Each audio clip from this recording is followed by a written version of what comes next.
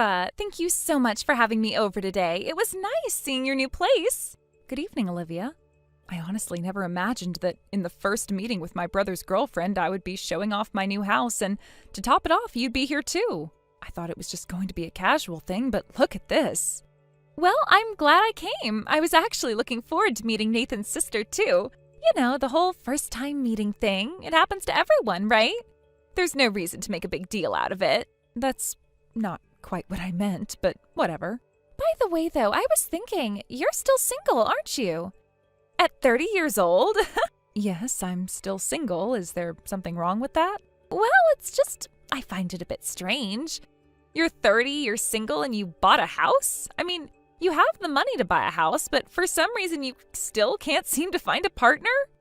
You just gave up on marriage altogether? That kind of feels a little sad to me, don't you think? I don't really think being 30 and single is all that uncommon these days, though. But still, you bought a house as a single person. I mean, that's kind of unfair, don't you think? Unfair? Yeah, I can definitely smell something strange going on here.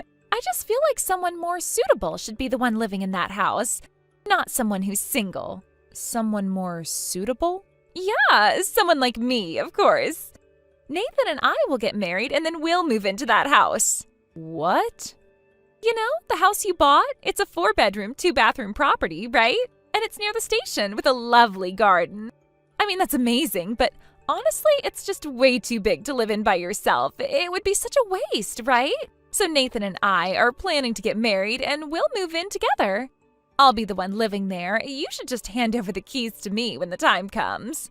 Oh, and don't worry about giving me a spare key, okay? I'll be living there, so I don't need one from you. I'm going to have to decline. What? Honestly, I didn't want to bring this up because it's so sudden, but the truth is, yes, I'm single, but I do have a fiancé. I won't be living there alone. Wait, what?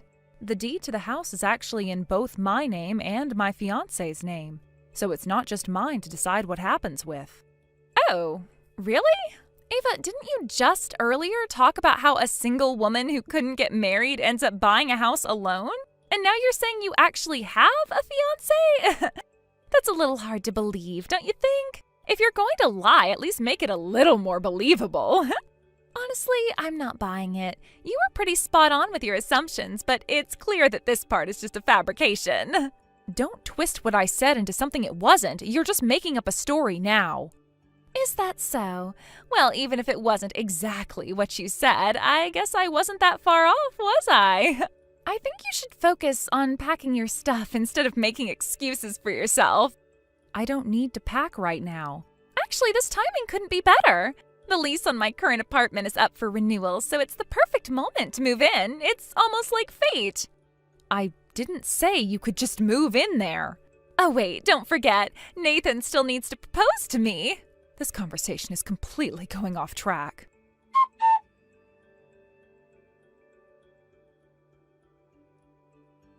Ava, are you okay? Huh? Oh, Martin, is there something wrong? You seemed a little down today. You've been on such a high lately, ever since you bought the house you always dreamed of. It's been nothing but good vibes from you, and you were even bouncing off the walls for the past few days. But today, from the moment you arrived at work, you looked a little off. Even while you were working, you had this gloomy expression on your face. It was really noticeable. Oh, really? Was I making that face? Yeah, you definitely were. Honestly, I thought about coming over and asking if you were okay during work, but then I got caught up with a sudden urgent client matter, so I couldn't get the chance. Sorry for worrying you. I guess I just had to focus on work today. I didn't mean to seem off, but there's a lot on my mind. No, it's fine. It's just that I didn't see any mistakes in your work, so I wasn't really worried about that. But hey, I did hear you had your family over to see the new house yesterday. How did that go? Was everything okay? Yeah, that's right. I invited my family over for the housewarming just to show them the new place. But for some reason, my brother's girlfriend showed up as well, and I wasn't expecting her. Wait, Nathan's girlfriend? Yeah, and when I asked Nathan about it, he told me that she works with him. Apparently, she's been asking him out for a while, even though he kept turning her down. Finally, he gave in and agreed to date her, and yesterday was their 6th day of dating. But it was my first time meeting her, and let's just say it didn't go as smoothly as I'd hoped. Honestly, I felt like I was talking to someone from another planet. It was like I was having a conversation with an alien, or at least that's what it felt like. What happened exactly? Well, she really seemed to like the house, a little too much, in fact. She kept saying, "I'll marry you and live here with you." Wait, what? I know, right? It made no sense, but that's exactly what she said, and she was so serious about it, too. She's like, "I think the house would be happier if I lived here." She was completely convinced that I shouldn't be living there, and she was determined to make it her place instead. But why? What was her reasoning? Apparently, in her mind, the only reason a 30-year-old woman would buy a house and still be single is that she's given up on marriage. She said that women in her situation, like me, are the ones who buy houses alone because they've accepted that they'll never get married. She said things like, "The house would be better off with me in it." Even when I tried to tell her I was engaged, she wouldn't believe me. She was absolutely certain that she was the one meant to live there, and she had already started making plans to move in. It was like she didn't hear anything I was saying. I hadn't even given her a key, but I was seriously worried that she'd just show up and try to move in without any permission or anything. And Nathan? What'd he say? Well, that's the problem. Nathan was sick at the time, and he was bedridden, so I didn't get the chance to talk to him about it. He had no idea what was going on. I couldn't even really explain it to him properly because he was too out of it. I see. That's rough. I really wish I could have been there for the housewarming, but I ended up having to work overtime. I feel bad about it now. I would have liked to meet her and maybe have a word with her. I understand. Work comes first. I know how it is. I just wasn't expecting things to go that way. I didn't expect it to escalate this much. Well, you know what? From now on, I'm coming over and I'll be staying with you. I'll make it clear that I'm your fiancé, and I'll make sure she knows that this house is not for her. I'll stand my ground and say, I'm here with my fiancé and no one is taking over. If she's really that insistent, I'll make it crystal clear that she's not gonna get away with it. What? You're really going to do that? Yeah, absolutely. If she thinks she can just waltz in and take over, she's got another think coming. I'm not gonna let her try and take your house away. This is my fiancé's house, not yours. Well, jokes aside, though, I do think it might be helpful if I show up and make it clear I'm the actual fiancé. I'm gonna move in next month, and maybe that'll convince her to back off. If I show up in person, she might realize this isn't just some made-up story, and she might back down. At least I hope so. That's actually a good idea. You're right, it might make a difference if you show up in person. She might back down once she realizes it's not some fake relationship. How about this? I'll come over tomorrow after work. I know you're buried in overtime until the weekend, so I'll go first and help get things settled. How does that sound? I'll go ahead and take care of things until you can catch up. That would be a huge help. If you don't mind, could you go ahead? I'd really appreciate it.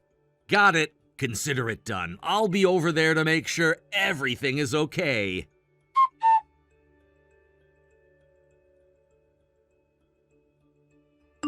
Ava! She's here! What? She's already moved in! What? How did she get in without the keys? I didn't have time to ask how she did it, but when I showed up, she tried to run off. I caught her, and honestly, I didn't know what else to do, so I ended up calling the police. I had to hand her over to them. Oh my God, I didn't expect it to escalate this much. Yeah, I didn't want it to get that far, but she was being so persistent.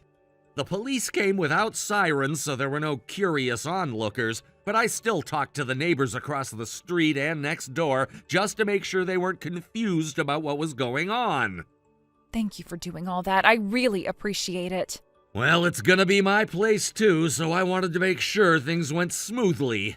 But hey, Nathan's sick, and you should probably fill him in on everything as soon as possible. He might not believe what's been happening, but it's better if he hears it from you directly. Yeah, I know. I'll talk to him about it soon. Thanks again for stepping in.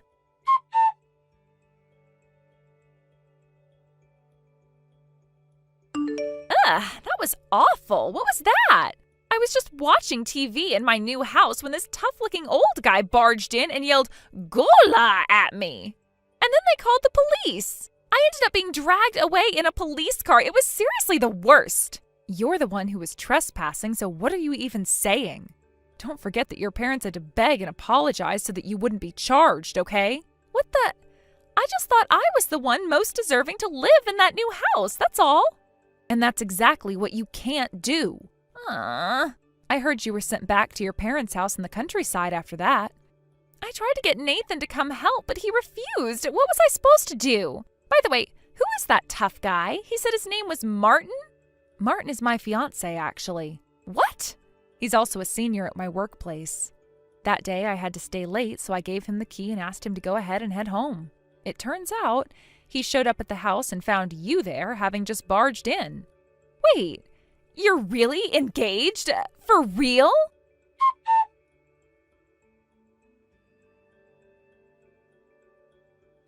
Martin, good morning. Good morning, Ava. Thanks again for handling Olivia's trespassing situation the other day.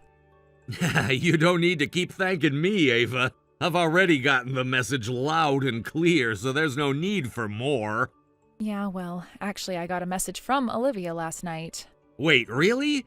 How does she still have the nerve to contact you? Is her skin made of steel or something? Maybe. She didn't seem like she was reflecting on her actions at all.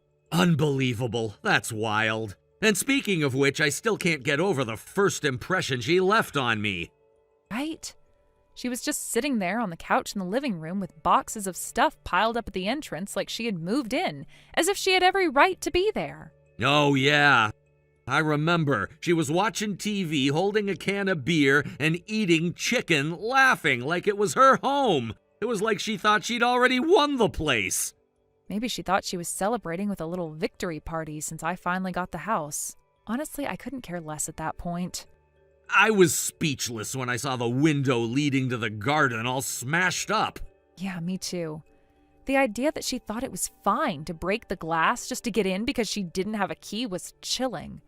I'm going to have to send her the bill for that glass replacement later on. By the way, what did you do with all of her stuff? I noticed there were about 10 boxes sitting at the front door. Oh, that. I asked my brother about it. He managed to get the address of her parents' house, and they told me I could send everything back by cash on delivery. So I shipped it all out the other day. I heard she was sent back to her parents' place in the countryside, too. Yeah, apparently her apartment here, where she was living alone, was already conveniently canceled. She had already gone ahead and filled out the paperwork as if she were moving into our new home. So it looks like she had no choice but to go back to her family house. I guess she tried to turn to Nathan for support, but he turned her down too, huh? Exactly. It seems like she thought she could rely on him, but he wasn't having any of it either. She's got nothing left to hold on to now.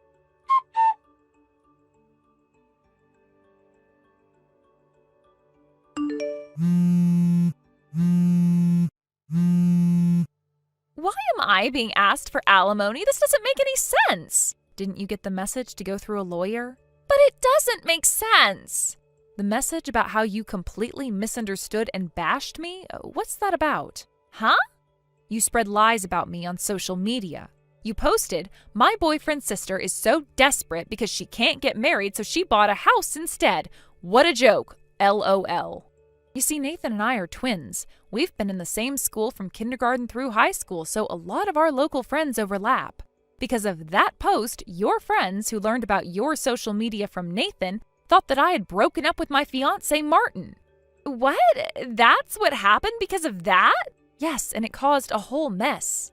There was even an ex of mine, someone I broke up with because he cheated, who started demanding I get back together.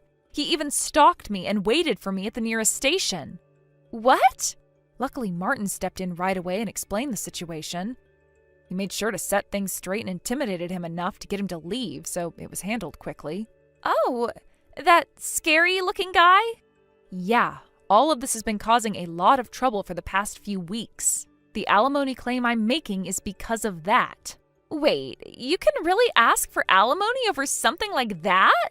You'd be surprised. It's clear you still haven't learned from this. But I could also file a criminal report if you want. Wait, no, please, I'll pay the alimony and I'll reflect on it. Then stop contacting me. It's extremely annoying. Oh, why is this happening? What's going to happen to me now?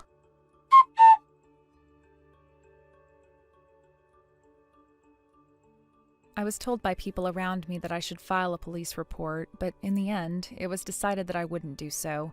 This decision didn't come easily, as the circumstances surrounding the situation were complex and involved many hidden layers, most of which I only learned about later. The turning point came when I had a conversation with Olivia's parents, and they revealed some of the behind-the-scenes details that I wasn't aware of.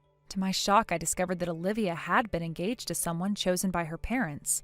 This wasn't a normal, voluntary engagement that Olivia had willingly agreed to, but an arranged one, designed according to her parents' wishes. And the more I learned about the situation, the more I realized how much Olivia detested it. Apparently, Olivia had absolutely no desire to marry this man. She found the engagement repulsive, and she despised everything about it. She felt trapped, suffocated by her parents' decisions, which seemed to control every aspect of her life.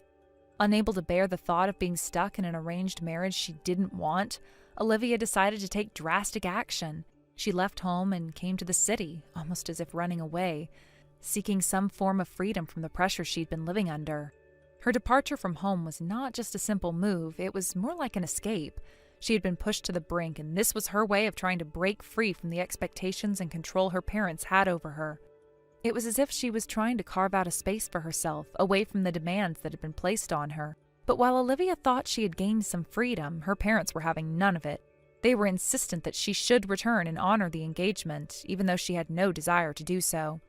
In fact, Olivia's parents were concerned about the way her rebellious behavior could reflect poorly on their family, particularly in the eyes of society. They didn't want to see their daughter's character tarnished, especially before she got married. They felt that if Olivia went against their wishes, it would somehow stain her reputation before she even stepped into her role as a wife. Their focus wasn't on Olivia's happiness or well-being, but on maintaining a certain image for their family. In their eyes, a marriage arranged in this way, regardless of Olivia's personal feelings, was the best course of action for both her and them. So, to make sure she adhered to their plans, Olivia's parents took measures to ensure that she would never return to me or my family.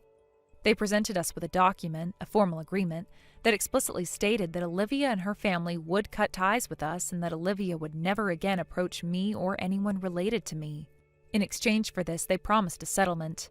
It wasn't just any settlement, it was a sum of money significantly higher than what one would expect in these kinds of cases. A sum that was meant to compensate for the inconvenience and emotional toll the whole situation had caused. It was an offer that seemed, at least on the surface, to bring closure to the matter. They were trying to buy peace, offering this hefty amount of compensation in exchange for cutting all ties with Olivia. The settlement was designed to silence any further attempts at contact, and Olivia's parents made it clear that they wanted to ensure that their daughter's future would go ahead as planned, no matter the cost. Despite the money and legal agreements, I couldn't shake the feeling that this was a hollow resolution. It felt like a situation where Olivia's freedom and happiness had been sacrificed in exchange for a smooth, quiet life for her parents. This was not the resolution I had hoped for. I couldn't help but feel sorry for Olivia, whose life had been decided for her in ways that she never consented to. However, the story doesn't end there. A few days later, I stumbled upon some additional information that painted an even darker picture of Olivia's situation. I learned, almost by chance, that the man she was engaged to wasn't who he appeared to be. In fact, he was deeply in debt, far more than anyone had originally suspected. His financial situation was a mess, and it seemed that his only interest in marrying Olivia was to gain access to someone who could earn money and help him pay off his mounting debts. The more I heard about this man, the more disturbed I became. It wasn't just that Olivia's parents had chosen him for her, it was the fact that he was financially irresponsible and had taken on massive debts, which had apparently led to his search for a young woman who could provide some kind of financial support. Olivia, unfortunately, seemed to be caught in a situation where her parents had thought they were protecting her, but in reality, they were making a decision that would only entrench her further into a life she didn't want. I can't even begin to imagine what kind of life Olivia was walking into, considering the financial instability of her future husband. It was clear that this wasn't a partnership based on love or mutual respect. It was a transaction, one that revolved around money and power, not emotions or personal desires. The worst part was that Olivia had no say in this arrangement. Her voice had been drowned out by the choices made for her by her parents and her fiancé. Even worse, as I learned more about the situation, it became evident that Olivia was likely being pushed into work that she hadn't chosen for herself. I don't want to speculate too much, but given the circumstances and the kind of person her fiancé appeared to be, It was hard not to think that Olivia might be forced into doing things she wasn't comfortable with. Thought of it was chilling, and I could only hope that she wasn't subjugated to any kind of exploitation or mistreatment. All of this made me question the extent to which Olivia's parents were truly acting in her best interests. Were they really trying to protect her, or were they simply looking out for themselves, ensuring that their daughter would fulfill a role that they had already decided for her? The more I thought about it, the more I realized how deeply ingrained these patterns of control and manipulation were in her life. In the end, I couldn't help but feel sympathy for Olivia. She had been caught in a web of expectations, debt, and obligations, and her own desires had been silenced by the pressure of those around her. It wasn't just about the arranged marriage, it was about the lack of agency she had in her own life. Everything had been decided for her, and she had been pushed into a future she never asked for. I couldn't change her situation, though. All I could do was hope that someday Olivia would find the strength to break free from these constraints, to reclaim her life and her voice. Until then, it seemed like her path was set, and there was nothing more I could do to help her. But deep down, I wanted to believe that she could find a way out, that she could escape the life that had been forced on her and create her own future on her own terms. If only she could see that there was more to life than following the path others had laid out for her. Thank you for watching and listening. We hope you enjoyed the video. Don't forget to like this video and subscribe.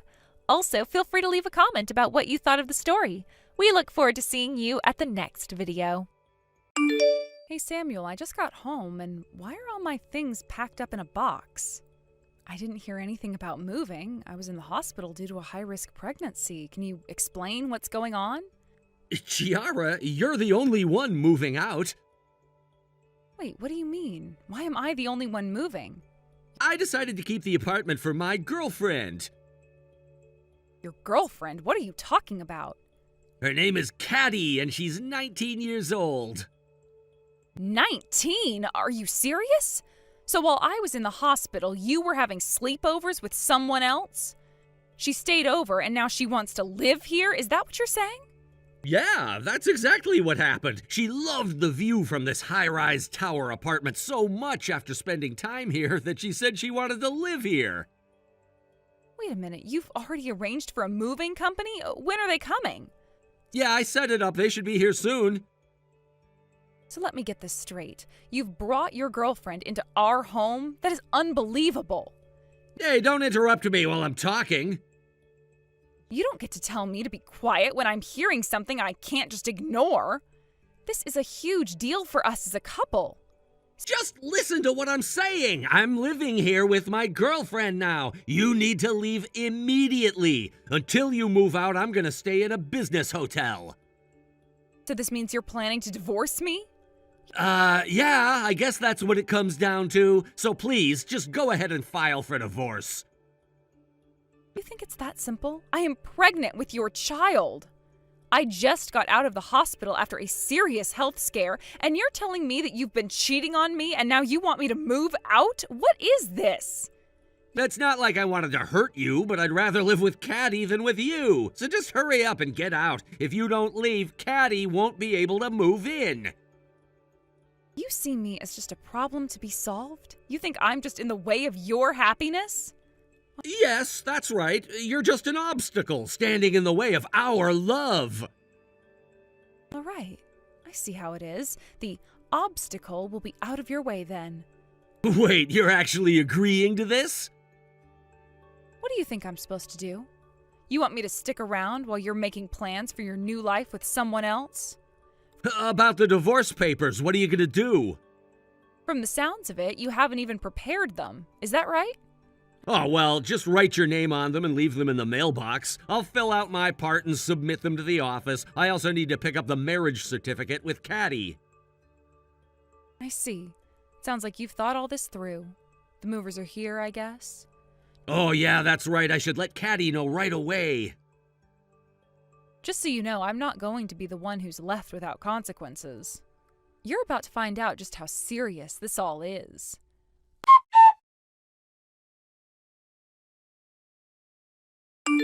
Caddy! Starting tomorrow, my wife is officially moving out so we can finally live together in the tower apartment. Oh, really? Oh, that's amazing! I made sure to clear out my wife's room completely so it's all ready for you. Thank you so much. I asked for that room and you made it happen so quickly. Do you want me to help you with your packing? No, that's okay. I'm in the final stages of getting everything sorted. Actually, I might have already canceled my lease on my current apartment, so I'm fully committed to moving. Wow, that's really fast. I just can't wait to move into your tower apartment. Oh, Caddy, you really care about me that much? Of course, I'm really looking forward to it. I'll show up bright and early tomorrow morning to surprise you. Sounds great. I guess that means I should take a day off work so I could be there to welcome you. Wow, you're really going to take a day off just for me? Oh, that's so sweet. Once I arrive, we can have some fun in that amazing room with the stunning view. I can't wait to cuddle up with you there. Absolutely. I can't wait to see you. I'm really excited about you moving in and all the time we'll get to spend together. I've been dreaming about this day. The thought of living together, waking up next to you every morning, it's just so perfect. And I promise to make sure you have everything you need to feel at home. I want you to love living here as much as I do. I'm sure I will. Just being with you makes me feel so happy. I can already picture us decorating the place together, filling it with our memories. Exactly. We can create our own little world. Plus, I think the view from the apartment will be a perfect backdrop for our new life together. Yes, I can't wait to see that view every day. It's going to be our special place. I'll be counting down the hours until you arrive. It feels like a dream come true. Me too. Tomorrow's going to be the start of something amazing for us. I'm so ready for this new chapter in our lives. See you in the morning. See you soon. I'm counting down the minutes.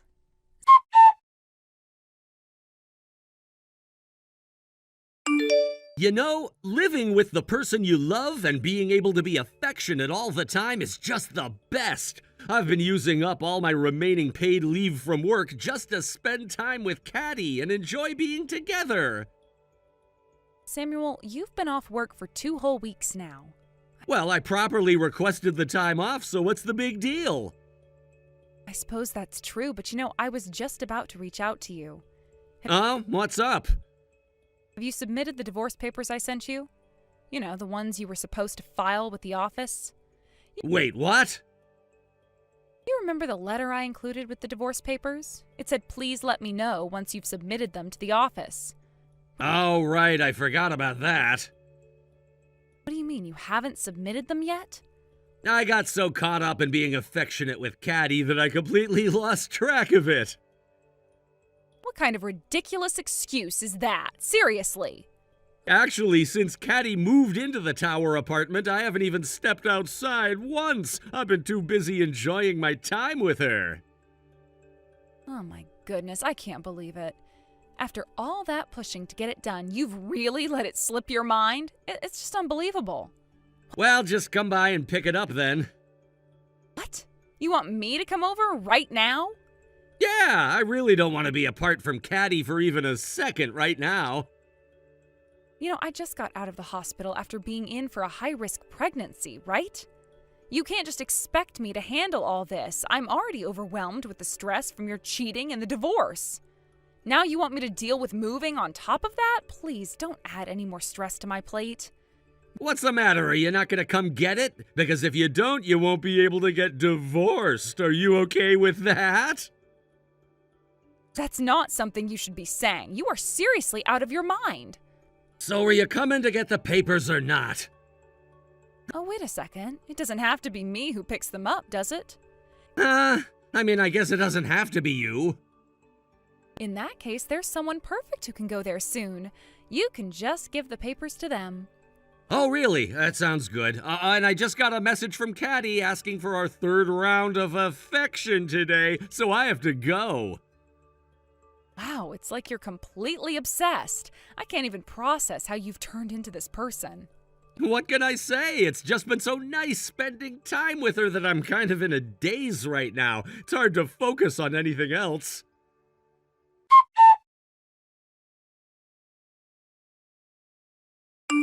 Hey, Chiara, what's this about alimony and child support? You're seriously asking for alimony from Caddy, too?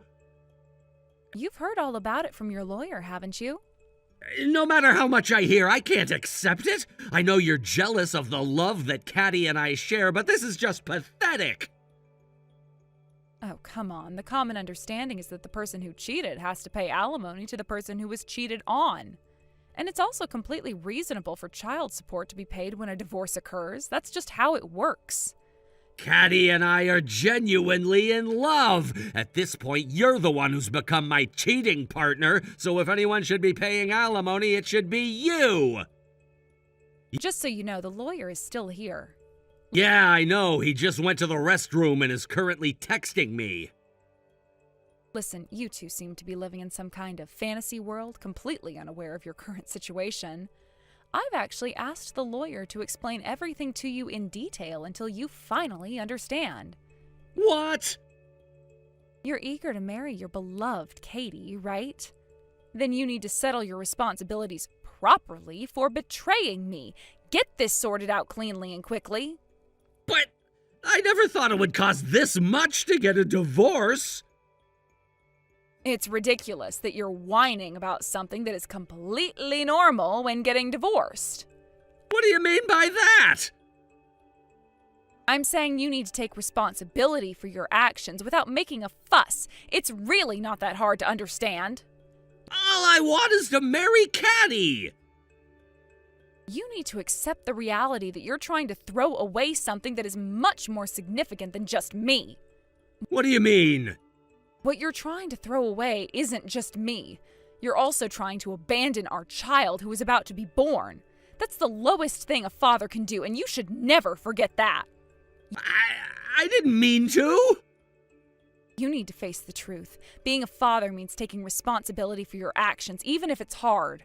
You're choosing to prioritize your relationship with Katie over your own child and me. That's an awful decision. But I thought we could figure something out.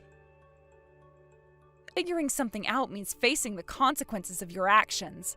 You can't just run away from your responsibilities because you've found someone new. It doesn't work that way. It's just so complicated. Life is complicated, but that doesn't excuse abandoning your responsibilities. I want you to think deeply about what you're doing. Once you're a parent, your priorities change. You need to understand the weight of your decisions. I know, but... No buts. Just think about what it means to be a father and to be a decent human being. Your actions have consequences, and it's time to face them.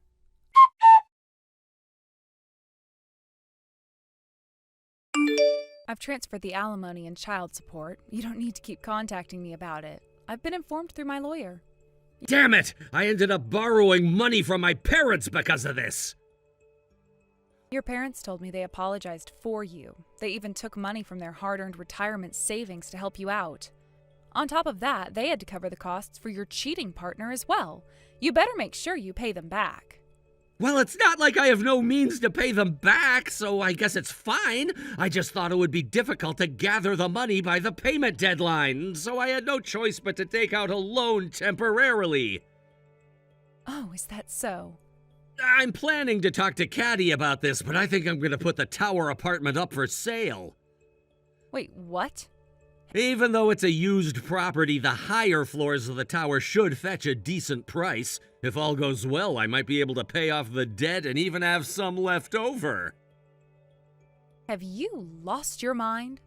What do you mean? That apartment is a rental, you know. Huh? They have rentals in a tower like that? Of course they do. Why do you think you've been living there all this time? I thought you could only buy apartments in a tower. I assumed you bought it, and that since we got married, it would automatically belong to me as your husband. How could you have such mistaken belief? Wait, what? Why did I think that? You always act on your baseless assumptions and unreliable instincts. Anyway, it's a rental. Plus, it's in my name. What? You moved into the apartment I was living in before we got married. That means you don't have any right to sell it, and since we're getting a divorce, you can't live there anymore either. Wait!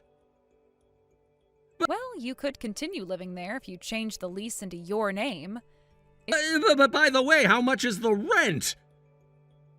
It's $5,200 a month. 5,200? That's almost 3 times my monthly income. There's no way I can afford that. You haven't forgotten that I run a business with my best friend, right? Sure, I'm on maternity leave right now, but I have enough income to cover the rent on my own. Wait, what? You had a baby? I should mention that I successfully gave birth 3 days ago. Oh. But don't think you'll have any visitation rights. Once the child grows up, don't try to get involved in their life. Hey, Chiara, we should really reconsider this divorce. What? You're leaving me without a place to live. Well, I canceled the lease on that apartment. What? Why would you do that? We're not officially divorced yet. You can't just make that decision. Actually, we are divorced. I intended to submit the divorce papers as soon as I confirmed the transfer of alimony and child support. Now that I have confirmation, my mom went to the office on my behalf to submit the divorce papers. You just did that? Yes, I just got the notification that our divorce was finalized about 10 minutes ago. 10 minutes ago? So as of now, we are no longer together. There's still a month before the move-out date for the tower apartment, but you have no right to stay there now that we're no longer a couple. You have to leave within 3 days. What? How can you say that? I've already explained the situation to the management company. If you don't vacate the premises within 3 days, they will call the police. The police? If you understand, then please hurry up and leave. What am I supposed to tell Caddy? That's not my problem. Damn it!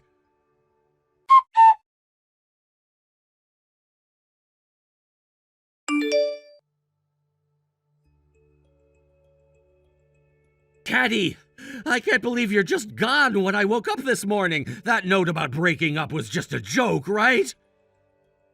Shut up, you old man. Wait, what? I was so excited to finally be living in the tower apartment, but then I find out it's actually in your ex-wife's name. And on top of that, your income is only a third of hers because you're just a temp. How can you not even know that as her husband? Your head is way too empty. Caddy, you sound like a completely different person. This is just who I am, after all. You're broke, and you have no place to live, and you don't have enough brains to deal with anything, you loser.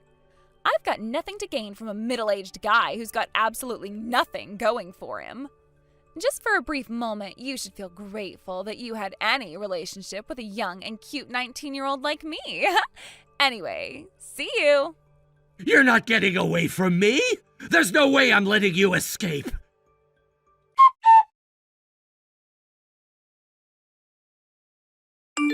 Although he sometimes seemed a bit lacking in intelligence, there was something endearing about that. There was indeed a time when I had such thoughts about my ex-husband. I would find myself chuckling at his antics, believing that his innocent blunders added a certain charm to our relationship. At that moment, it was easy to overlook his shortcomings, focusing instead on the warmth he brought to my life. This must be what they call the love filter. It's terrifying to realize how love can distort our perceptions, blinding us to the flaws that ultimately become unbearable. Speaking of terrifying, the aftermath of our relationship unfolded like a nightmare. Just as it is often said that the end of financial support leads to the end of relationships. Samuel was unceremoniously dumped by Katie when the money ran out. It was a classic case of when the well runs dry, so does the love. However, what transpired next was beyond anyone's imagination. Simultaneously with his departure from their luxury apartment, he managed to morph into a stalker.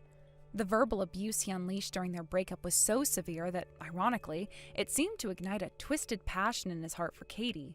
It was as if those hateful words fueled his obsession rather than scaring him off.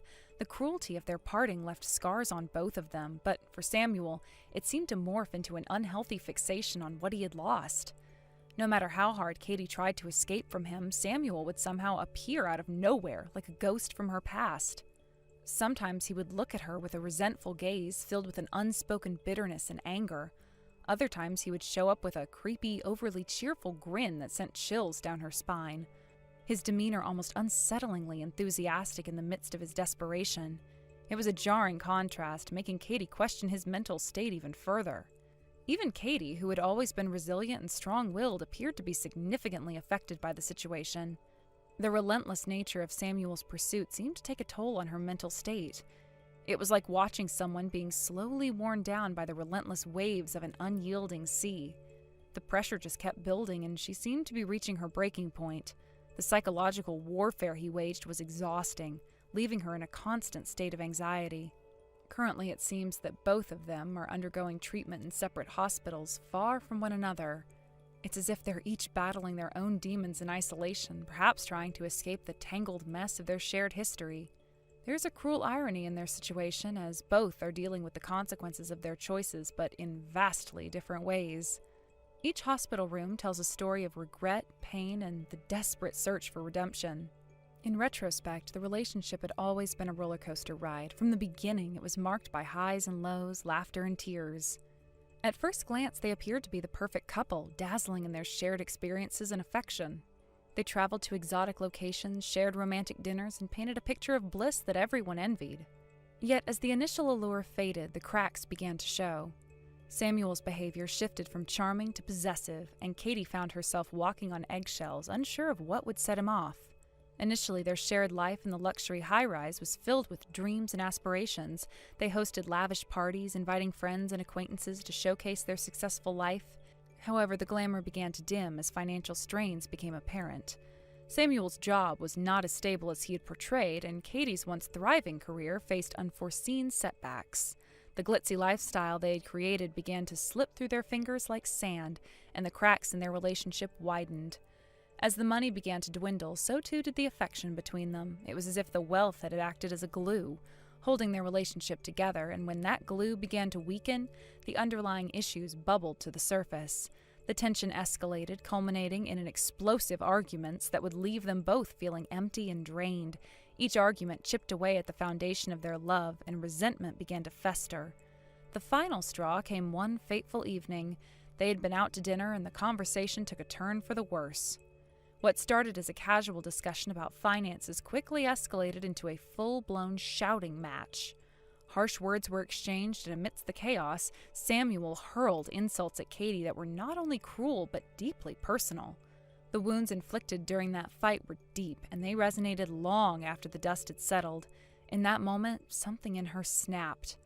Katie had always been a fierce and independent woman, but in that heated moment, she realized she could no longer endure the emotional torment. She left the restaurant in tears, her heart heavy with the weight of the relationship's demise. Samuel, in his rage, did not follow her immediately, but instead sat there, simmering in his anger, allowing the reality of their situation to sink in. As days turned into weeks, Katie tried to move on. She packed her belongings and found a new place to live, far away from the memories of their life together. Yet no matter how hard she tried, Samuel's shadow loomed over her. He would call, text, and occasionally show up at her new apartment, each time with an increasingly desperate demeanor.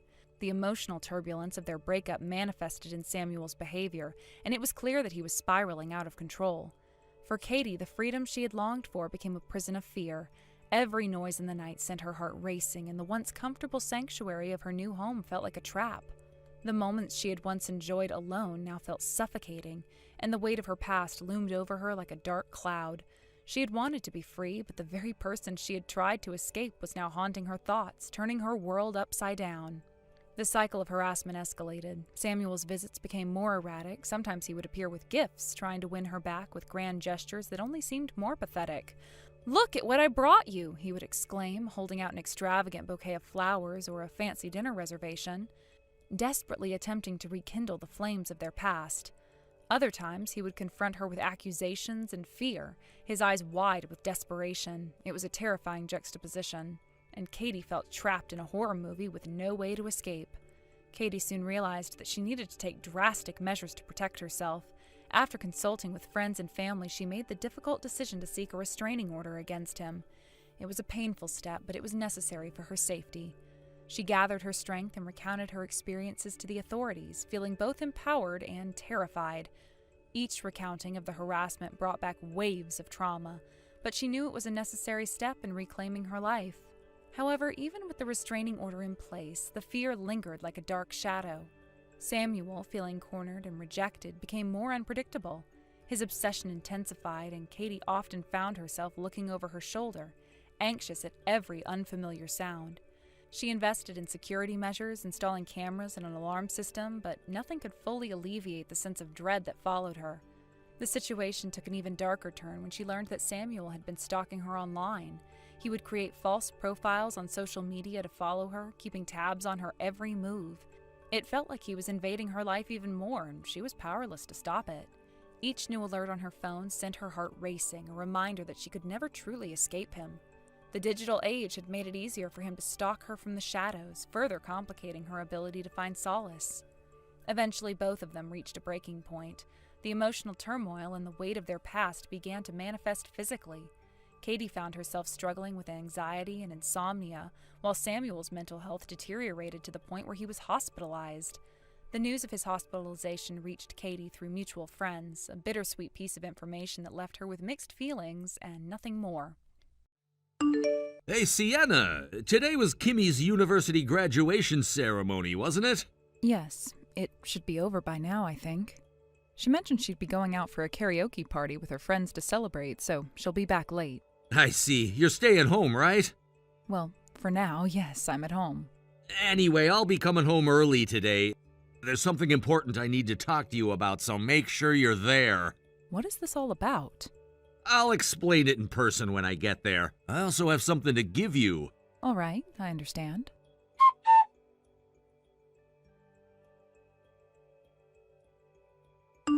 Mom, sorry for the late update. The graduation ceremony went smoothly, and I just arrived at a karaoke place with my university friends. Good job, Kimmy. What time do you think you'll be back? Let's see. We booked the karaoke for a 2-hour session, but we might extend it, so I'd say it'll definitely be after 9 p.m. Do you need me to pick you up? Are you sure you know the way back? No worries. A friend who knows our situation is heading in the same direction, so we decided to share a taxi. As long as I give the driver the address, it'll be fine. Besides, you're busy tonight, aren't you? I can handle myself, so don't worry about me and focus on your stuff. All right, I got it, thanks. By the way, how's everything going on your end?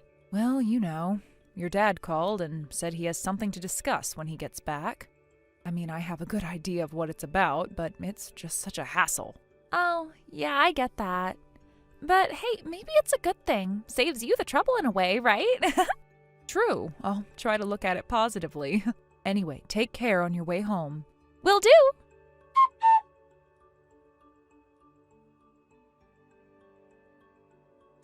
Sienna? Don't you dare let your anger get the best of you and tear up that document I just gave you.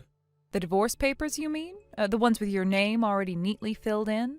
So what's the deal? You come home, shove the divorce papers at me, and walk right back out without saying a word. Weren't you going to explain this to me in person? I decided to convey it through a message instead. Here it is, I'm saying it now. All right. I got the gist from the divorce papers, but what is it you want to say? Divorce me, please. Just set me free. Set you free? What exactly do you mean by that? Kimmy is graduating from university today, right? And after the ceremony, she's heading straight to the apartment where she'll be living on her own, isn't she? That's correct. And? Kimmy becoming an independent adult means that my duties as a parent are complete. Now that she's moving out, there's nothing left for me to do, is there? Well, I wouldn't say there's nothing left, but I'll agree it marks a major milestone.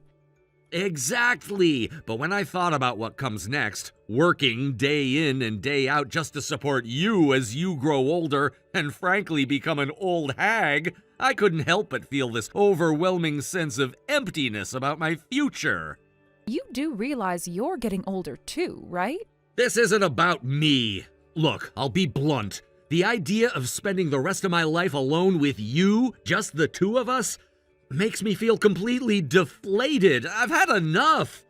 I want to be free. I want to be released from all these obligations as a parent and a husband. In other words, Kimmy is moving out so you can stop being a mother too. Just disappear from my life already. Oh, really? Well, whether or not I stop being a mother is my decision to make, not yours. That's exactly the kind of thing I'm talking about. I'm telling you, I've lost all interest in you. I don't care about an old hag who's completely useless to me. Oh, I see. This must be about that cute young coworker you mentioned at your job. Well, feel free to get all excited about her, but let me tell you, it's definitely a delusion.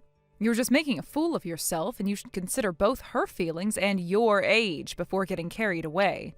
I'm not saying I'm planning to do anything with her. Really? Just divorce me already and get out. All right. Honestly, I've been thinking about divorcing you for a long time now because of these exact behaviors of yours. Wait, what? Oh, and by the way, the moving company will be here in about 5 minutes. 5 minutes? What do you mean 5 minutes? Well, while we've been having this little chat, I got a notification from the movers saying they're almost here. It's late, so there's a surcharge for the nighttime service, but they were willing to accommodate my request. I wanted to get this over with as soon as possible, so I scheduled it for tonight. Wait, what? Thanks for everything up until now. Hold on, are you saying you've already packed up and prepared to move out? Oh, and thanks for the divorce papers, too. You saved me the trouble of having to prepare them myself. I'll drop them off at the city office's night reception desk before the end of the day. Wait a second! Oh, one more thing. This is important. What is it? This house is set to be demolished. What? What are you talking about? You didn't even consult me about this? How can the owner decide something like that without my approval?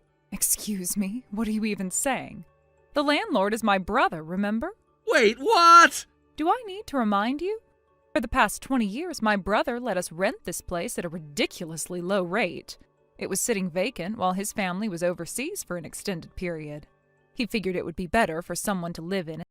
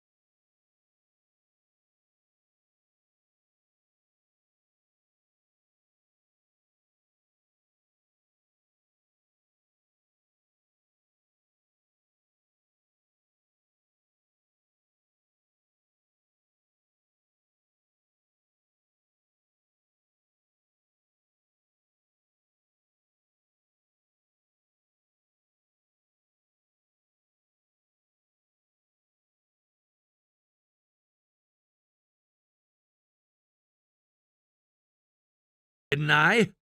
Oh, that. You mean the random address you sent me about a month ago? Honestly, I wasn't sure what you were trying to achieve with that. So what exactly was the point? Why haven't you come to do the housework? Excuse me? Housework? Who's doing whose housework here? Who else? You're supposed to do my housework, of course. Housework is a woman's job. My mom's in a nursing home, so there's no one else but you to handle it. Are you even listening to yourself right now? Unbelievable. You really don't get it, do you? We were married for 23 years.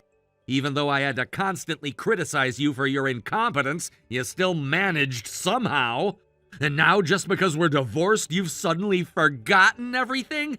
I'll retrain you if I have to. Starting tomorrow, I expect you here every day. Wow. Are you feeling okay, like mentally? What? Asking your ex-wife, an entirely unrelated person now, to come do housework for your home? Do you hear how ridiculous that sounds? What are you talking about? And retrain me? Oh, that's one of the most disrespectful things I've ever heard. Let me remind you, when we were married, despite us both working full-time jobs, you dumped all the housework and childcare on me while you sat back and criticized everything I did. You were the textbook definition of all talk, no action. And you think you were in any position to critique me? Who are you calling useless? I told you before, housework is a woman's job. Well, even if that's your twisted belief, you don't go asking a stranger to do your housework, do you? But you're not a stranger. You were my wife. Was your wife, past tense. Now I'm your ex-wife, which makes me just another person in the world. If a stranger is going to do housework for you, it's usually because they're a professional housekeeper or part of a cleaning service. That's literally their job. And let me make this crystal clear. I am neither your housekeeper nor your servant. I have no obligation or intention to do anything for you. Fine. If that's the way it's gonna be, I'll just ask Kimmy instead. As her father, I'll tell her it's part of her training to be a proper wife someday. She'll jump at the opportunity, thinking it's a good life lesson. Yeah, good luck with that. I wouldn't get my hopes up if I were you.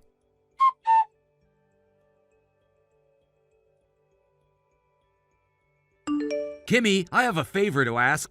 No. Ah! Wait, hold on. I haven't even finished saying anything yet. I'm guessing it's something like, as my daughter, you should come over and help me with housework, right?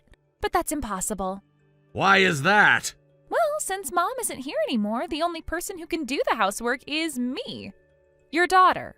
But it's your responsibility. Why don't you just take care of it yourself? No, housework is a woman's job. It's simple, really. Wait, what? What do you mean by that? Are you really saying that housework is only for women? Listen, one day you'll get married, and when you do, you don't want your husband to think you can't even handle basic housework, right?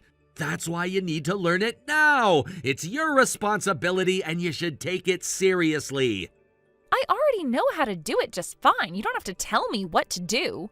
Oh, really? If that's the case, then starting tomorrow, I expect you to come over and handle the housework. That shouldn't be a problem, right? I'm saying no. Do you even remember that I'm an adult now and have my own life to take care of?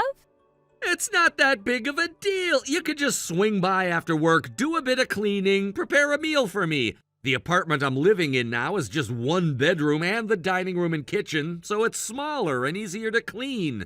Plus, cooking for just me won't take that long, and it's not nearly as difficult as when we lived in a big house before. If you think it's so easy, then why don't you do it yourself? Well, that's because I don't have time for it. And besides, it's not as easy as you think. And yet you think I should just drop everything and help you? It's physically impossible. Physically impossible? What do you mean by that? The thing is, the company's new employee training is almost over, and I've been assigned to a branch office in a completely different region. So I'm going to be moving far away soon. Wait, didn't you just start living alone in that apartment near your work? That was only temporary. The company provided it for me as an accommodation during my training period. But now that my placement's been finalized, I'll be moving to a different city. So, you're moving even farther away now? Yes, that's right. And just so you know, I'm bringing Mom with me too. What? Why are you taking Mom with you? Well, Mom's job is working as a handmade artist, which means she can work from home. And since she's single now, she doesn't have to worry about finding a place to live, so it's easy for her to move. Plus, she doesn't mind at all. I don't get it. Why does she have to go with you? The main reason is that I don't want to be bothered by Dad asking me to get remarried or pressuring me to take care of him.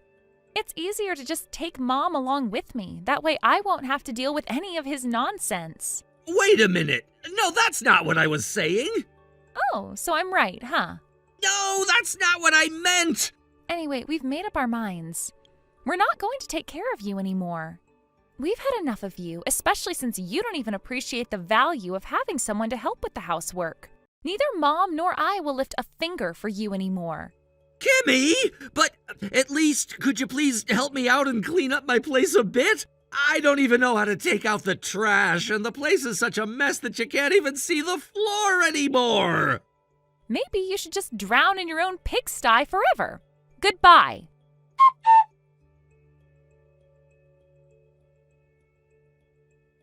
It seems that my ex-husband's deeply ingrained belief that housework is a woman's job hasn't changed at all, even after our divorce. From what I've heard from a colleague of my ex-husband, someone I personally know well, it seems he's become quite unbearable.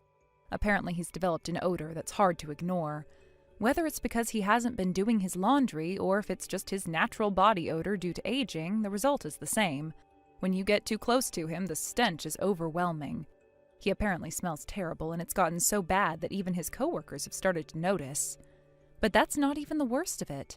It seems that he approached a young and beautiful female employee at his office with an inappropriate proposal. He tried to get her to become his housekeeper, thinking that she would take on the household responsibilities he was too lazy to manage. He persistently tried to pursue her, and this situation escalated into a huge issue at the company. The story that was shared with me went something like this. When his supervisor addressed the issue, my ex-husband's response was to blame his inability to keep his house in order on the fact that there was no one to do the laundry and no one to take out the trash. His supervisor, a man himself, was apparently taken aback by my ex-husband's comments. He looked at him with a stunned expression and said, "Why don't you do it yourself?" This reaction seemed to leave my ex-husband dumbfounded. He couldn't comprehend why anyone would think he was capable of doing these things himself. But the truth is, he never had to do them while we were married because he always expected me to take care of everything. As the situation at his job continued to unravel, it became apparent that my ex-husband's inability to adapt and learn how to take care of himself was becoming a serious problem, both at work and in his personal life. He had a long history of neglecting his responsibilities, and now this same neglect was affecting his professional reputation. His behavior, combined with a series of repeated mistakes, led to him being demoted and having his salary reduced. Word has started to spread that my ex-husband is now facing a recommendation for retirement, or, at the very least, a forced resignation. I have no idea how true those rumors are, but if they are, I can't say I'm too surprised. This is a man who has never truly grown up or taken responsibility for his actions. Instead of taking the initiative to learn new skills or adapt to his circumstances, he's always preferred to live in a fantasy where women, like myself, would just take care of everything for him. His inability to change or even to acknowledge that he has to take responsibility for his own life has led him to this point. I can't help but think that this is the outcome he deserves, though part of me is also slightly amused by how he's handling it. He seems so completely unaware of the reality of his situation. For someone who always wanted to appear as if he had everything under control, it's rather amusing to see him fail in such spectacular fashion. The man who used to criticize me for not doing enough in our marriage is now being confronted with the consequences of his actions, and it's clear he has no idea how to fix it. The whole situation has caused me to reflect on just how much he took me, and others, for granted during our marriage. His sense of entitlement, particularly towards household chores, was beyond belief. It wasn't just about laundry or cooking, it was about his expectation that I should shoulder all of the responsibilities that came with managing our home, without any real recognition of the hard work that went into it. He would always say that housework was a woman's job, as though that somehow justified his complete refusal to lift a finger. And even after everything that happened between us, he still seems to think this attitude is acceptable. But now, in his new predicament, he has no choice but to face the consequences of his outdated thinking. He's made mistakes at work, alienated people around him, and lost the respect of his peers, all because of his refusal to change. The reality he's been living in has finally caught up to him, and he's unable to adapt. He's so entrenched in his way of thinking that he doesn't even realize how ridiculous he looks to others. For someone who used to insist that he was right about everything, this is a significant blow to his ego. In some ways, it almost feels like poetic justice. He's always viewed himself as superior to those around him, especially me, simply because of his gender. Yet now he's the one facing ridicule and personal failure, while I'm moving on with my life. It's strange, though, because even though I've been through a lot because of him, I don't feel any sympathy for him now. If anything, I find myself feeling a sense of relief that I'm no longer involved in his mess. But what really gets to me is the fact that he still hasn't learned anything. His entire world seems to revolve around his own comfort, and he expects others to do the work for him. He never realized that in order to function in the world, you have to be self-sufficient. He's always depended on others to take care of him, whether it was his mother, his wife, or now some unsuspecting woman at his office. And when that support is pulled away, he has no idea how to cope. What's even more shocking is that even after all of this, he still can't understand why people are upset with him. His sense of entitlement has not waned. He hasn't stopped thinking that it's someone else's job to clean up his mess. This is the same man who for years would criticize me for the smallest things while never once lifting a finger to help. Now that he's on his own, he's unable to take care of the most basic tasks, and that's what led to the collapse of his career. As for me, I've moved on from all of this. I have no intention of helping him, nor do I feel any need to. I've been through enough, and he has made it clear that he is incapable of change. He's going to have to deal with the fallout on his own, and I won't be there to pick up the pieces. In the end, it's hard to feel sorry for someone who never took responsibility for their own actions. He had a chance to make things right, but he chose not to, and now he faces the consequences. I can only watch from the sidelines. It's his problem now, not mine, and I plan to keep it that way. Thank you for watching and listening. We hope you enjoyed the video. Don't forget to like this video and subscribe. Also, feel free to leave a comment about what you thought of the story. We look forward to seeing you at the next story. Thank you for watching. Please subscribe and hit the like button. See you next time.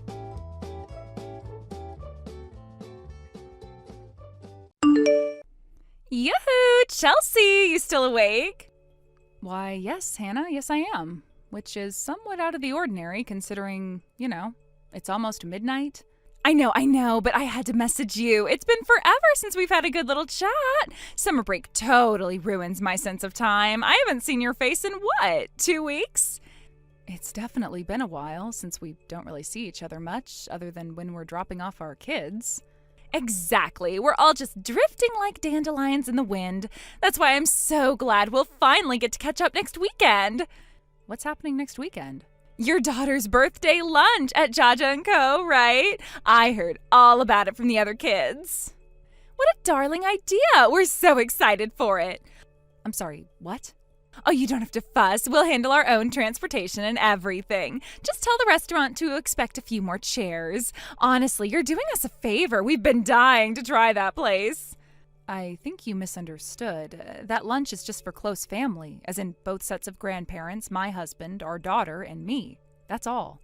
Oh, don't be silly. We're practically family. We share the same last name, remember? That makes us honorary relatives. I mean, ours isn't really all that uncommon of a name.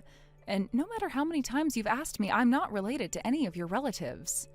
We've already been through a full list of your cousins, aunts, uncles, grandparents, and great-grandparents. Still, it feels meaningful. Plus, our daughters are basically sisters at this point. I thought it'd be strange not to be invited, honestly. I appreciate the sentiment, really, but it's a small private lunch. We only reserved for 10. So just call them and make it 12, or 13. It's whatever, right? What's the difference? They can scoot some tables together. Jaja & Co. is used to VIPs. Hannah, the dinner reservation has already been made. We made it weeks ago. I can't change it now. So you're saying we're not welcome? I'm saying I'm grateful that you'd want to join us, but this meal is just for family. Wow, I go out of my way to show love for your child, and this is how you repay me? I'm not repaying anything. I just said thank you. But that doesn't mean we're opening the table to unexpected guests. Unexpected? I am not some stranger off the street. I am a pillar in the preschool community. I buy all the raffle tickets, I organized last year's field trip, and I always bring snacks to parent meetings. Always. I didn't mean to offend you. I'm just asking for a little space. This lunch is something we do every year. It's meaningful to our family. And yet you booked a luxury steakhouse. Kind of a strange choice for something intimate, don't you think? My parents-in-law requested it. It's one of their favorite spots. Then we'll just slide in quietly. You won't even know we're there. No speeches, no singing, I promise. We'll clap politely from the corner when the cake comes out. Please don't. I mean it. You're being awfully cold, Chelsea. I'm starting to think you don't want us there at all. I've said that politely multiple times. I'll tell you again, just so there's no room for confusion. You are not invited to come with us. Is that clear? Oh, come on. You'll feel completely different when you see how happy my boys are to surprise your daughter. They've already made cards. It would break their hearts not to bring them. Please don't use your children as bargaining chips. If they really want to give them to her, they can do it at school. So, just to confirm, noon next Saturday at Jaja & Co. on Brixwood?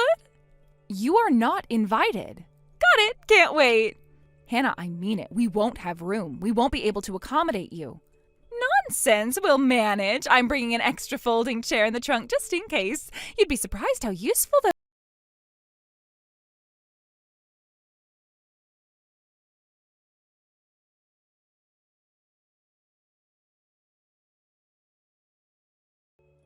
Chelsea, we need to talk. We do? Then you might want to pick a better conversation opener than we need to talk. Because that's a pretty good sign that whatever you want to talk about isn't exactly something I want to hear. But okay, I'll bite. What is it, Hannah?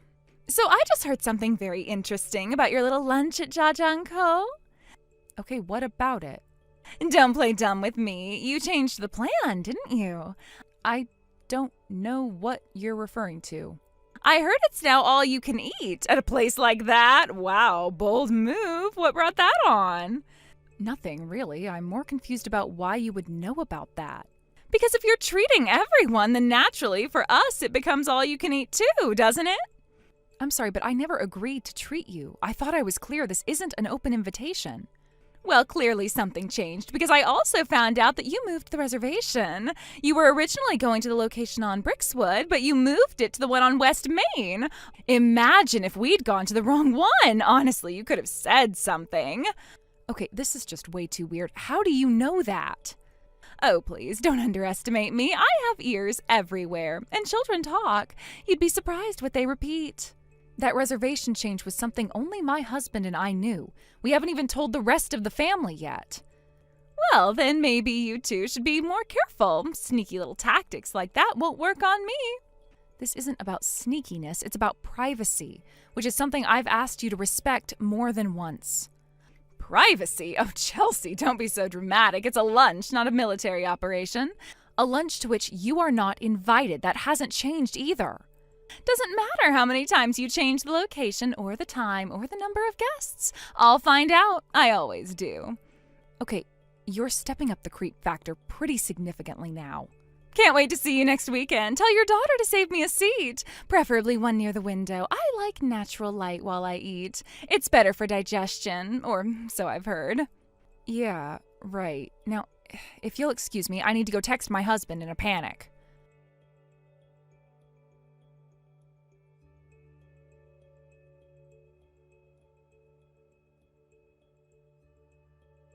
She knows, Jack. She found out about the location change. Wait, what? How? We didn't tell anyone yet, not even your parents! I know, that's why I'm losing it. How could she possibly know? Are you sure she wasn't just guessing? No, she said it outright. She knew we switched from the Brixwood to West Main. She even mentioned the fact that we upgraded to the all-you-can-eat plan. That doesn't make any sense. You and I are the only ones who even knew about that change. I didn't tell a soul. I haven't even messaged my sister yet. The only thing I can think of is maybe I slipped up at the preschool meeting? How? I had my calendar open while the teacher was talking. Maybe she was behind me. Maybe she peeked at my phone. I don't know, but somehow she saw something. Okay, breathe. First of all, this isn't your fault. She literally said, doesn't matter how many changes you make, I'll find out. Who says that? A crazy person? Right? This isn't about lunch anymore. She's inserting herself into a private family event and acting like you're the one being rude. I want to cancel the whole thing, Jack. I don't want to move it again. I don't even want to go now. That might only make it worse. If she's tracking changes, she'll just follow the next one. Then what? What do we even do?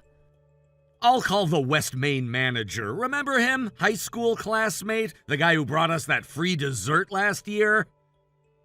Right, I forgot about him. He told me once about a similar mess. Apparently, someone's mother-in-law tried to crash a retirement party. Ever since then, they've been more cautious with private bookings. So you think he'll help? I think if we explain, he'll at least make sure she doesn't get near our table. Oh, please call him now. Like right now. I wouldn't put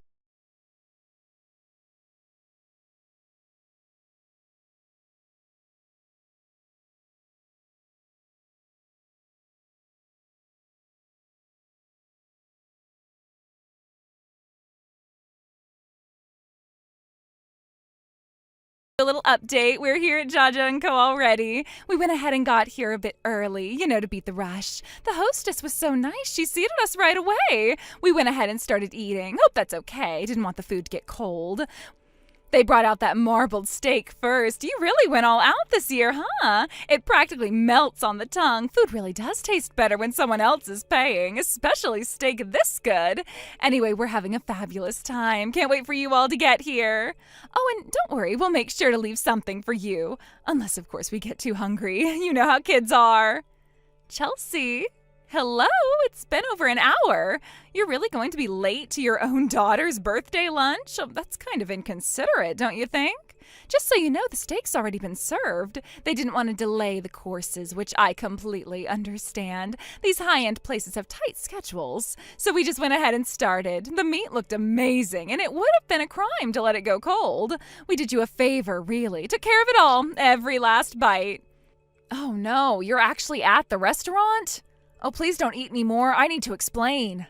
Anyway, the kids were starving, and honestly, waiting another minute would have been cruel. They're devouring the sides now, too. That cheesy garlic mash was to die for. Oh, and just a heads up, if you end up showing up and there's nothing left, you'll just have to place another order. That'll be on you, of course. I mean, since this is technically your treat. Hannah, you really need to listen to me. I'll have to stop you there. They just brought out another platter. I think it's Wagyu this time, or maybe ribeye. Either way, I need to concentrate. I'm turning off my phone now. I really want to savor this moment. We'll chat later. Bon appetit to us! Chelsea, you're seriously not here yet? It's been another hour. You're really pushing it. The reservation time is going to be over soon and you still haven't eaten anything. I get wanting to make an entrance, but keeping everyone waiting like this isn't cute. It's kind of inconsiderate. There you are. Finally, I've been trying to get a hold of you for an hour. Sorry, dear, I was far too busy enjoying myself to look at my phone. Anyway, I didn't want to let the food just sit there, so we went ahead and started eating. They brought out the steak and sides. Everything looked absolutely amazing. And obviously, we weren't going to just let it sit there and get cold, so we helped ourselves. Oh my God, no. You mean you kept eating after I told you to stop? What did you expect us to do? The kids were starving, and honestly, so were we. You know how it is with kids. They don't care about timing. They just want to eat. And they're all hitting growth spurts right now, so let me tell you, these kids can eat. Anyway, we did what anyone would have done in our shoes. We made sure the food didn't go to waste. I mean, you planned the whole thing at a place like this. Clearly, you meant to treat. And if you're treating, then it shouldn't matter if we start without you, right? I never said I was treating you. I explicitly said I was not treating you. Well, regardless of your intentions, this was quite the treat. Everything was delicious. We had the steak, the garlic potatoes, that fancy salad with the shaved truffle. It was all really well done. It was probably the best meal I've ever had. You really went all out this year. So thank you. I'm sure you'll be glad to hear that everyone here is full and happy. You should be proud of how well everything turned out. Also, I spoke to the waiter and told him to put the whole bill under your party's name. It came out to just around $3,000. Honestly, that's a pretty reasonable price for this place. What? $3,000? A total steal, right? Anyway, I'll leave the rest to you. We're thinking about ordering coffee and maybe one more round of dessert, but we'll keep it light. Hannah, the lunch was yesterday. What? The birthday lunch. It already happened. It was yesterday. No, that can't be right. Your calendar said Sunday, B-Town location, noon. We changed the date at the last minute. We had to. The restaurant couldn't accommodate our group today. And after all the messages you sent, we realized we needed to be careful. You moved the whole thing just to avoid me? Well, I mean, Yeah. That's... Seriously? You're admitting that? You weren't invited. You kept insisting. You wouldn't take no for an answer. So yes, we moved it up one day and hoped you'd finally let it go. But I saw your calendar. It said Sunday. That's not on me. How did you even see that? You had your phone out at the preschool meeting. I happened to glance over your shoulder. The calendar app was open. I saw the note with the time and place. You looked over my shoulder? I didn't think you'd care. It was right there, and I only looked for a second. Honestly, if you didn't want anyone to see it, you shouldn't have had it up during a public meeting. That was my personal phone. You had no right to do that. It's not like I broke into anything. I didn't hack you. I just connected the dots. You acted on partial information. I changed the location and the date. I updated the location in the calendar but forgot to change the day. That's on me. But the bottom line is, you were never invited. So what am I supposed to do now? The food's already been eaten, the staff thinks this is your party, and I didn't bring my wallet. You came to an expensive steakhouse, sat down uninvited, and ordered food without checking the reservation, and you didn't even bring a way to pay? I assumed you were covering it. You never said you weren't. Maybe not, but I definitely told you multiple times not to come. Yes, but you didn't say you wouldn't pay if I did. That's an important difference. That sentence doesn't even make sense. Like, is that a grammatically correct statement? You weren't on the guest list. You weren't welcome. You were told repeatedly not to attend, and yet you showed up anyway. Okay, fine. Can you just come here and pay it then? It's just one trip to the bank. We're talking about a $3,000 bill, Hannah. That's not something I can just casually swing by and cover on a whim. Then what do you expect me to do? Pay for it myself? You'll have to figure something out. This isn't my problem anymore. Where are you even? You're seriously not just around the corner. No, we're at Wonder World. You know, the theme park 2 hours away? Are you serious? Yes, after we moved the lunch to Saturday, we decided to make today a full outing. Both sets of grandparents chipped in, and we wanted something memorable for the birthday weekend, and this seems like a good plan. So you're really not coming? We're not even in the same city. Can I join you? I'll drive. We can catch up with you at the park. No. Why not? Because this was never meant to include you. None of it was. And right now, we're getting in line for a ride. I need to go. Wait, please don't hang up. Chelsea, I left my wallet at home. I swear I didn't think I'd need it. Can't you just call the restaurant? Tell them you'll cover it later. My kids are getting restless, and my husband is glaring at me like I committed a crime. I didn't even tell him we weren't invited. He thinks you told us to come. Please, you can't leave me like this. Chelsea, say something. Anything. Please, I'm begging you. I'll pay you back eventually. Just not today. I'll talk to my in-laws if I have to, but they're going to kill me. Don't make me do that. Please. Please.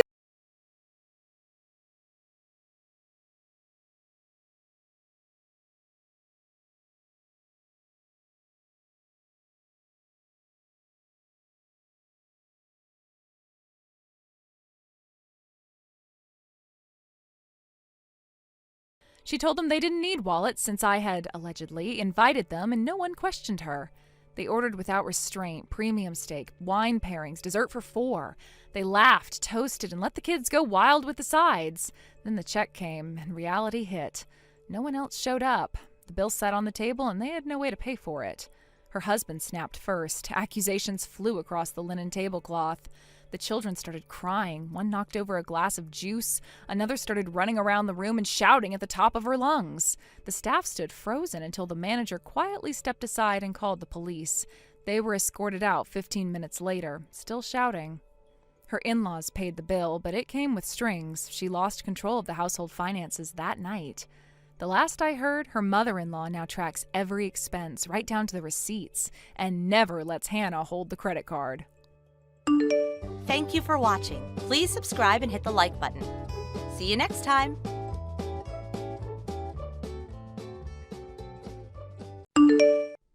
Helena, please tell me this is still your number. I wasn't sure you'd pick up after all this time, but hey, surprise! Olivia? Oh my God, I haven't heard from you in 5 years. This is crazy. I know, shocking, right? But I was just walking past that grim little cafe near campus. You know the one with those hideous mint chairs and overpriced lattes. Anyway, I was walking by and you popped right into my head. It felt like fate. God, that place. I used to write my papers there like it was my personal library, all while you just flirted with every guy behind the counter. Please, I was doing anthropological research. You were the one crying into your cappuccino about literary symbolism. Wow, it's honestly wild hearing from you again. Part of me thought you fell off the face of the earth. I did for a while. Life got complicated, but I'm back, and guess what? I ran into someone you know. Oh yeah? Who was it? It was Stuart, your fiancé. Yeah, he told me that you were getting married soon. Wow, what a crazy coincidence. That's right, we're getting married in 2 weeks, actually. Where did you bump into him? Actually, it's more like he bumped into me. As for where, it was on your bed, and on your couch, and in your shower. All over the place, actually. Olivia? What are you talking about? But wait, there's more. He just bumped into me a bunch of times a few minutes ago. I'm at the Carlton Hotel right now, in a suite, with Stuart. No. Yes, your fiancé, babe, Stuart. He's in the shower right now. We've been here all night. You wouldn't believe how flexible he is. You're lying. This has to be a joke. Oh, honey, I don't do jokes. I do moments, and this one is delicious. He is everything I imagined and more. You really picked a winner.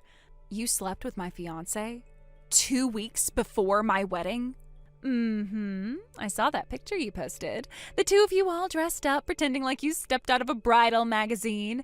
It made me curious, and you know me. I don't ignore my curiosity. You hunted him down over a photo? Oh, don't be so dramatic. I simply reached out and he responded. We met for drinks. One thing led to another and then another, and now here we are. Champagne, Egyptian cotton, 0 regrets. You are unbelievable. That's what Stuart told me too. Thanks for the compliment, girlfriend. That wasn't a compliment. This is insane. You're blowing up my life like it's some kind of reality show. Oh, come on, don't be so serious. You always took everything so personally. Life isn't that sacred, babe. It's messy and ridiculous and fun. Or at least it is when you're not pretending to be perfect. And what exactly do you get out of this? A damn good night, a very satisfying experience, and a little keepsake to remember it by. What do you mean a keepsake? That necklace, the one with the sapphire, I saw it on your dresser when I stayed at your apartment. With Stuart, of course. It looked expensive and neglected, like it was begging for a perfect 10 to wear it.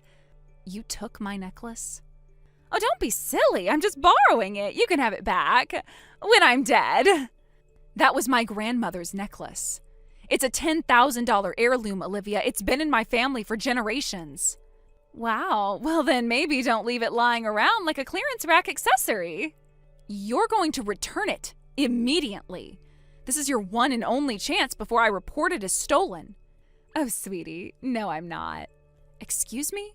I like it. It goes beautifully with my complexion. And frankly, after what I've done for your man, I'd say I've earned a little something extra. It's like my reward for a job well done. That necklace doesn't belong to you. You had no right to touch it, let alone take it. And yet, here we are. You should be thanking me, really. At least now you know who you're marrying and what he's capable of when you're not around. I am not thanking you. I am reporting you. I have full documentation of what that necklace is worth. We had an appraisal done on it after my grandmother left it to me in her will. That necklace is legally registered under my name. You have committed theft, and you just confessed over text. Oh no, not a confession. Whatever shall I do? Please, spare me the drama. You're not scaring anyone. I'm not here to scare you. I'm here to end this. The wedding is off. As of this moment, Stuart and I are done. That fast? No confrontation? No screaming match? I don't need fireworks. I need clarity. And I have it now, thanks to you. So congratulations, you got the attention you wanted. Now get ready for the consequences. Oh, please, you don't scare me with your consequences. By the time you talk to the police, I'll be long gone and probably in bed with my next target. It's my form of community service. There are so many women out there who don't know they're in a relationship with a cheater. You're a sadistic freak, Olivia. You will not get away with this.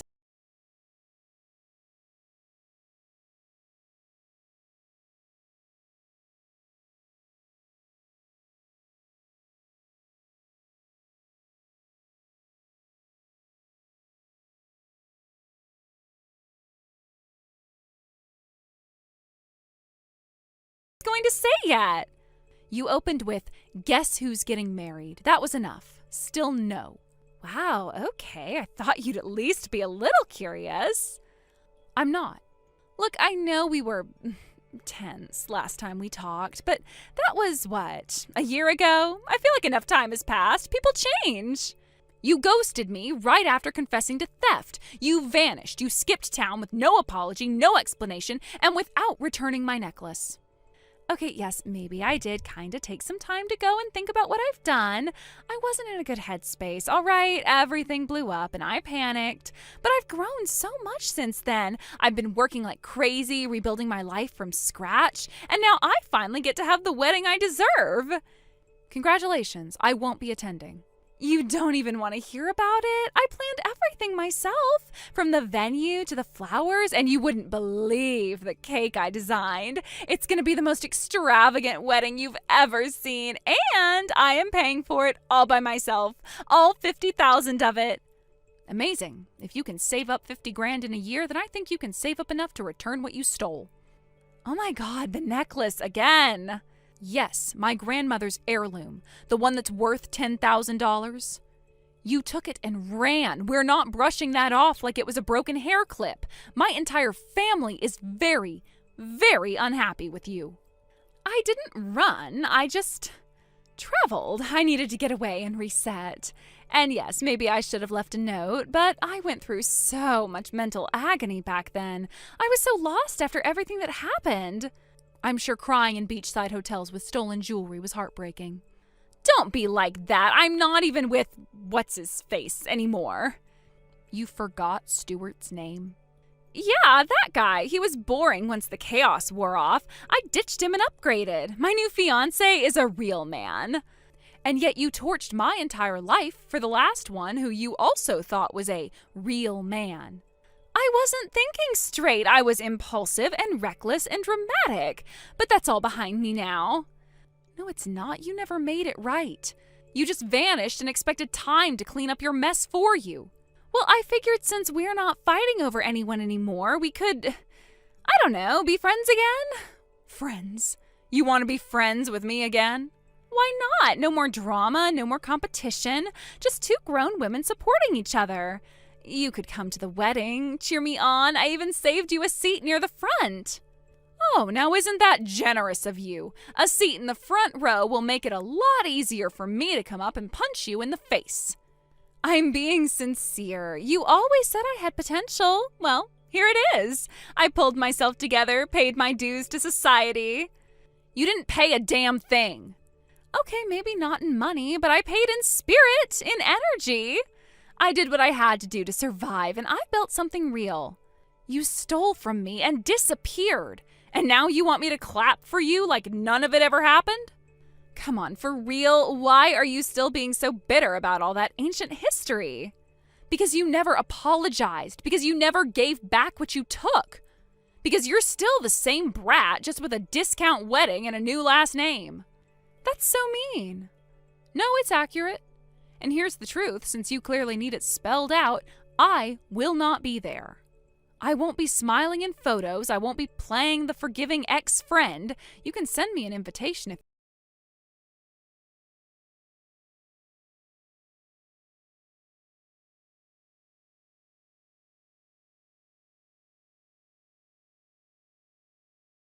Helena, pick up your damn phone or read these messages. I know you're seeing them. You ruined everything. The wedding is canceled, like completely dead. He dumped me 3 days before the ceremony. The venue, the flowers, the deposit, it's all gone. He won't even speak to me. My dress is sitting in the living room like a ghost. The cake place won't refund me because it's too short notice. And I'm going to be in debt for a wedding I didn't even get. And I know this is your fault. Don't even try to act innocent. People have been whispering about me for weeks. First his sister backed out, then our photographer suddenly caught a cold, and now his mom has blocked me on everything. Someone told them about the necklace and the Stewart stuff. Probably both. You just couldn't let me have one thing. I've actually been a little too busy to become a rumor mill. I just came from a dress fitting. My fiancé and I agreed on champagne ivory. It suits my skin tone better than white. What? Are you serious right now? You're getting married? Again? To who? Oh, it's someone you know very well, Olivia. It's Tom. Stop. That's not even funny. You're just saying that to get in my head. You're lying. I'm not lying. We're engaged. We've been together for a while now. It happened pretty naturally, especially after what you did to both of us. Oh my God! You are out of your mind! You stole my husband? Excuse me? Don't put me on your level. You had already broken up with him by the time we met. Your affair with Stewart destroyed your marriage. He told me everything. That was one stupid mistake. We were fighting, and I was upset and confused, and it wasn't supposed to mean anything. And yet you still flaunted it. Remember the hotel, the texts, the necklace? I wasn't thinking straight. I figured Tom would cool off. I thought we'd work it out once everything calmed down. You thought wrong. He filed for divorce less than a week after he found out because of what you did. I never even got to explain my side. He just left. What side? That you cheated on him and then disappeared? I didn't disappear. I just took space. I needed to regroup. You needed time to figure out how to lie your way out of it. Again. I didn't mean to lose him, okay? He's rich and he's hot. Of course I wanted him back. That was the plan. But then you just swoop in and steal him like I never existed. Again, I didn't steal him. I answered the phone when he called. That's all it took. This isn't fair. I'm the one who introduced you to in the first place. This is like some insane revenge movie. No, it's not revenge. It's consequences. You don't get to say that. You're not perfect either, you know. Maybe not, but I don't wreck lives and pretend it's empowerment. You ruined my life. I've lost everything. My fiancé, my job, my reputation, my dress. Even my stupid wedding favors are sitting in boxes. And yet somehow you still don't seem to realize why. I didn't kill anyone. I just made some mistakes. You made deliberate choices repeatedly. You hurt people and never looked back. I was going to apologize. When, before or after, you used my necklace to accessorize your brunch outfit? I said I was sorry. No, you never did, but I'm glad you're saying it now. Say it again. You'll need the practice when the subpoenas start arriving. You wouldn't dare. She totally would dare, and she's not the only one. What the hell? Who even is this? Tom! Surprised to hear from me? Why are you texting me from Helena's phone? Did she put you up to this? Is this some weird revenge thing? No, she didn't ask me to say anything, but I've been watching in silence long enough. You might have fooled everyone else, but you never fooled me. I've been tracking you for almost a year, ever since you vanished right after the divorce was finalized. And right after you drained $10,000 from my private account like it was your personal piggy bank. Oh my God, you're still mad about that? I needed that money. I was living out of a suitcase. You disappeared without a word. You ghosted me after robbing me. You never once tried to explain. So yes, I stayed mad, and I started looking. You're making this sound like some crime thriller. You had no right. I had every right. I hired a licensed private investigator. He followed your digital trail, the prepaid cards, the fake names, the couch hopping. But the trail was cold until you sent Helena that wedding invitation with your full name and your current address. That was a gift, really. Are you out of your mind? You've been spying on me? That's illegal. What you did was illegal, Olivia. What I did was build a case. I wasn't gonna confront you until I had everything, and now I do. Once I had your location, I contacted your new fiancé. Polite guy, smarter than he looks, honestly. He didn't know much about your past, especially not the part where you had an affair with a friend's fiancé, or the part where you stole a $10,000 heirloom from that friend before skipping town. You did not tell him that! I told him everything, including how you emptied my account and vanished the day after our divorce settlement, and how you've been seeing multiple men since, some of whom weren't exactly available. You're lying! That's not true! He believed me. You know why? Because I gave him documents, screenshots, bank records, timelines. It wasn't hard to put together once the PI started pulling phone records and transaction histories. You didn't even try to cover your tracks. I was just trying to survive! With designer shoes, weekend trips, private room dining. That wasn't survival, Olivia. That was indulgence. And you paid for it using stolen money. I didn't steal it! I was entitled to something after everything I put into that marriage! You weren't entitled to a dime of that account. It wasn't part of the divorce agreement. You knew that. You waited until the ink was dry and then drained it behind my back. I didn't think you'd notice! Of course you didn't. You assumed you'd marry up again and no one would ever question it. But then your new fiancé asked you to split the wedding costs, didn't he? That's none of your business! Suddenly, you needed $25,000 fast, but with no husband's money to steal from, you went back to what you always fall back on, sugar daddies. You used 2 different names, 2 different dating apps, and you played them like walking ATMs. This cannot be happening. One of them was married, and his wife found out. She messaged me personally after she saw your name pop up in a legal threat group online. She's suing you for emotional distress, harassment, and reputational damage. Her lawyer's filing this week. I didn't know he was married. That's not my fault. You told him you don't ask questions if the money clears. That's what he told his wife, by the way. She printed the message out. Oh my God, this is a nightmare. You ruined everything. No, you did. I just turned on the lights. You are a monster. You and Helena both. You act so calm, but you're both evil underneath. You don't get to call anyone evil after what you did. The lies, the cheating, the money, the necklace, the fake sob stories. The trail of destruction you left behind in every city you ran through. This isn't fair. Why is everyone against me? Why does everything fall apart the second I start getting ahead? Because you built your entire future on lies, and now it's collapsing under its own weight. You're not done, are you? You're going to keep punishing me.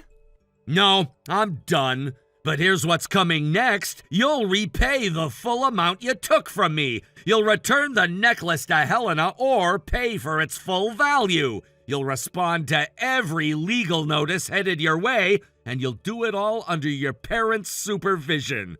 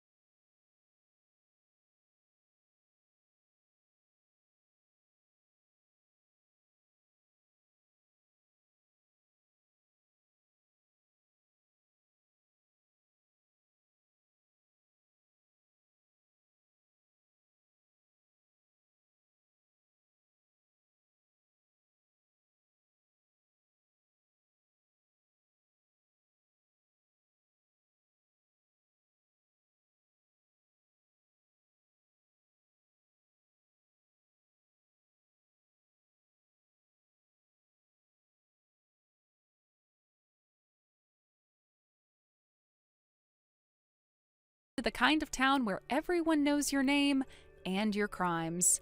She's now working minimum wage jobs now, every cent funneled into restitution. Her wages go straight through her mother, even her bosses know. No new aliases, no rented charm, no hiding behind hotel rooms and fake tears. She thought she could steal from everyone and disappear. But in the end, she couldn't outrun the truth or the bill.